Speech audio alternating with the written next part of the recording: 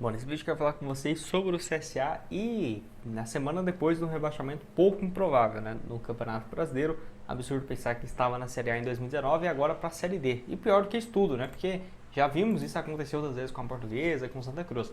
A questão é, o time estava brigando para conseguir uma vaga nas quartas de final da Copa do Brasil, eliminou o Grêmio, estava na semifinal da Copa do Nordeste e todo mundo pensava, não, o pior que poderia acontecer é ficar fora dos mata-matas na Série C, né? Isso aí pra mim já ia ficar bem surpreso se não acontecesse. Agora, um rebaixamento, caramba, aí é o fim do mundo mesmo. Uma situação bem delicada, mas que pode ter salvação, né? Ainda mais com uma SAF pro ano que vem. O que eu também não era muito a favor de vender o clube no pior dos cenários dele, né?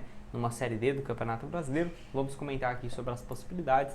E um ano que, por incrível que pareça, vai perder apenas pro quando estava na Série A em 2019 com o quesito arrecadação. Vai ter uma arrecadação bem recorde, né, basicamente. Vamos ver, né? Pode ser que fique próximo de 2022, quando estava 2021 também, né, quando estava na Série B, mas vou trazer aqui os detalhes para vocês e comentar se a SAF seria, né, o melhor caminho para se pensar em 2025.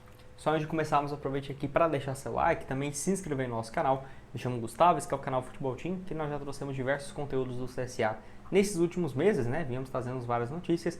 É claro, mesmo com esse rebaixamento ainda vamos continuar trazendo, né, notícias aqui e tudo mais. Deve ser um mercado movimentado nessa reta final e, é claro, planejar o ano que vem. Janeiro, fevereiro aí já vai ter as principais competições e tem que sim que se planejar, inclusive com várias novidades que devem ocorrer recentemente, né, agora no CSA. Para não se perder nada, bora se inscrever e chegar aos 22 mil inscritos. Então eu vou deixar algumas matérias aqui repercutindo um pouco mais do rebaixamento. O próprio Globo Esporte trouxe aqui, ó, da Série A para a Série D. Saiba como o CSA foi do céu ao inferno em uma década, né? E até menos, metade de uma, basicamente. Para você ter uma noção, em 2016 estava na Série D e aí teve a arrancada para até 2019 voltar à Série A do Campeonato Brasileiro. E na Série A acabou não conseguindo permanecer. Ainda assim, o time voltou com uma boa estrutura, com um investimento maior para disputar a Série B de 2020 e 2021. Lembrando, né? Aqui, ó, 2020 quase voltou, fez 58 pontos. 3 pontos a menos do que o Cuiabá, que retornou e só caiu no ano passado, né? Então, era um ano ali que o CSA, se tivesse voltado, certamente poderia ter feito um trabalho ainda melhor. 2021 acabou que também bateu na trave e em 2022 caiu. Então, foi um clube também que caiu depois de um ano bom, né? Então, o CSA está decepcionando a torcida depois desses altos e baixos, de uma temporada para outra, um ano quase, 2 anos quase sobe, depois cai. E aí, esse ano acho que fez o mais improvável, né? A chance do próprio rebaixamento nessa temporada era baixíssima, né? Se a gente fosse analisar antes do início da temporada. Acabou que o Itabaiana ganhou fora de casa contra o ABC, ninguém estava esperando. O Anápolis também se safou vencendo, né? Mas aí é um jogo dentro de casa, assim como o Figueirense e o Botafogo ali, que ainda tinham pequenas chances de serem rebaixados. O CSA aí foi o azarado e vai se juntar, né? O ABC, que estava até ano passado também na Série B, situação bem delicado também da equipe de Natal, o Retrô e a Tombense, né? 2 clubes aqui que são uma SAF, né? Basicamente.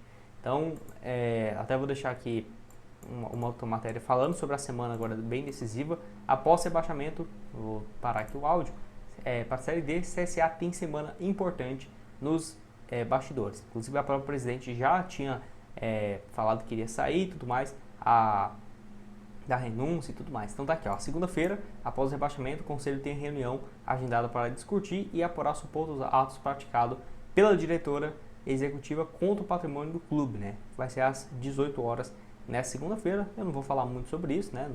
Não sei nem o que vai acontecer direito e tal, não quero também arrumar problema. Então aqui, ó, Mira assumiu o clube em março do ano passado, após a renúncia do então presidente Rafael, e ela teria mandato até 2027. E aí falando um pouco mais do rebaixamento e tudo mais. Muita gente até falava que a Miriam iria fazer essa renúncia tranquila e tudo mais, mas pelo visto não vai ser essa a situação. E aí, igual eu falei no início do vídeo para vocês, é um ano bem atípico, inclusive vai ter uma arrecadação recorde nessa atual temporada. Eu vou deixar uma matéria aqui, ó.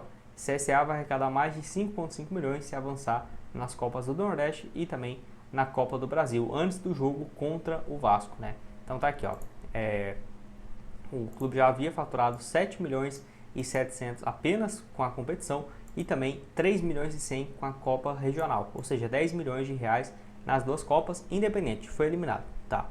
10 milhões de reais. Lembrando que isso é mais do que a cota de transmissão da Série B da temporada passada, de 2022 e de 2020-21, ou seja, vai ser uma arrecadação muito próxima do que foi mesmo nos anos de Série B do Campeonato Brasileiro. Tinha alguns nomes que vinham sendo especulados por uma venda, igual o Enzo, lateral esquerdo. Eu posso trazer um vídeo aqui para vocês, né, atualizando a situação, mas não vou entrar no balancete desse ano. Se ele for vendido, possivelmente para o ano que vem, vamos ver como que vai ficar certinho essa questão. Se tivesse passado do Vasco, 4 milhões e 700 mil, somando mais de 12 milhões, e se tivesse também passado contra o Confiança, né, mais 770 mil, lembrando que ainda teria os jogos de bilheteria dentro de casa e tal, ou seja, faria sem dúvidas muita diferença nesse quesito se tivesse avançado para as Copas. Mas eu vinha falando todo vídeo isso para vocês, até nos que eu destacava, né, sobre a premiação milionária e tal, eu sempre falava o seguinte: tem que focar em subir, esse que é o principal objetivo do CSA para essa atual temporada, fazer uma boa campanha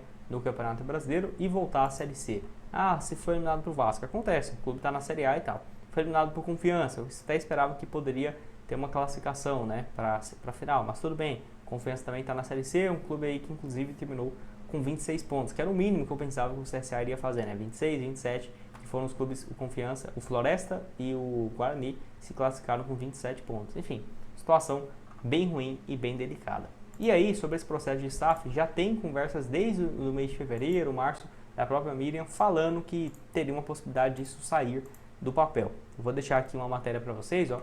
Conselheiro explica procedimento para reforma estatutária e aprovação de SAF no CSA. O Diego Omena, que trabalhava para atualizar o estatuto do clube. Ó. Os trabalhos quanto à reforma vêm sendo acompanhados com a comissão pela presidente do Conselho Deliberativo, né? E é importante destacar que essa reformulação visa fortalecer o CSA, pois o nosso estatuto social tem mais de 20 anos não atendendo às necessidades da instituição, bem como é omisso em diversas situações atuais do futebol brasileiro. Quanto à possibilidade de SAF, realmente o estatuto não acolhe essa possibilidade, mas o que tem que ficar claro é esse ponto, né, de recepção no estatuto, para que no dia que chegar uma proposta, o clube possa ser deliberado em Assembleia Geral, ou seja, levar, né, para isso ser debatido.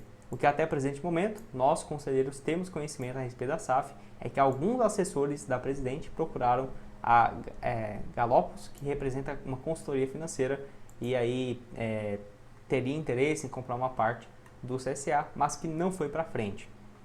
Inclusive, pelo que eu pesquisei aqui, essa mudança no estatuto não foi ainda aprovada, tá? Então até vou deixar aqui, ó, investidores visitam a estrutura do CSA e conversas por SAF avançam, né? Ou seja, em fevereiro desse ano, vinha comentando de que teria uma possibilidade de virar SAF nessa atual temporada, que não foi o que aconteceu, né? Se a gente for ver aqui, não foi algo que saiu do papel nessa atual temporada. E aí, inclusive, os representantes da XP naquela ocasião, que esteve no CT por último, né? Então tá aqui, ó.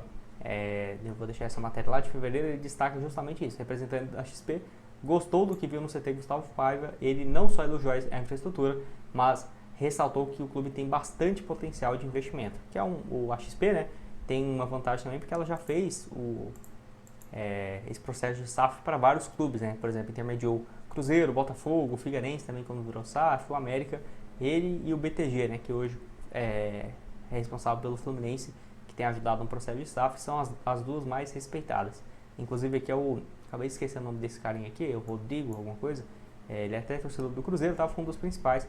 Se não fosse ele, que nesse caso específico, ele não, nem a XP, esse carinha aqui, o Cruzeiro não teria virado SAF, porque foi ele que apresentou do nada o projeto pro Ronaldo, né? Porque ele é cruzeirense e tal, trabalhava na XP e tinha contato com o Ronaldo, pra você ver como que o mundo às vezes é meio aleatório. Então o CSA obviamente tem potencial de mercado.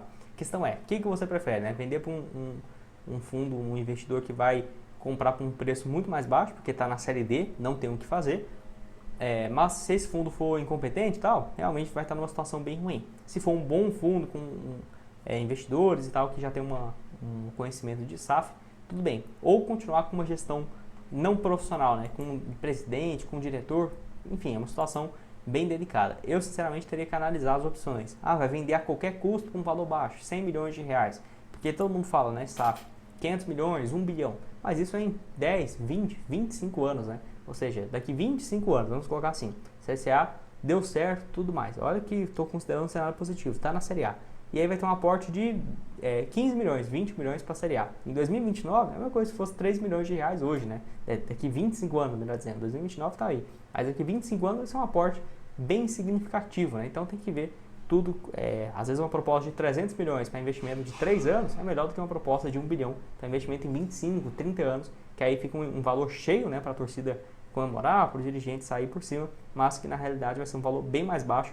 E eu acho que o que mais faz diferença é ver quem quer esse fundo, né? Se já tem algum tipo de experiência ou algo nesse sentido. Pode deixar a sua opinião aqui embaixo, o que você tem a dizer. Aí fica difícil de analisar, né? Vai ter que ver quem que vai ser o presidente, o conselho pro ano que vem, que tem que conseguir essa volta, que eu acho que é mais difícil sair da Série D para a Série C do que da Série C para B, né? Sinceramente, está numa situação bem ruim. Deixe seu like, se inscreva e nos vemos aqui numa próxima. Valeu!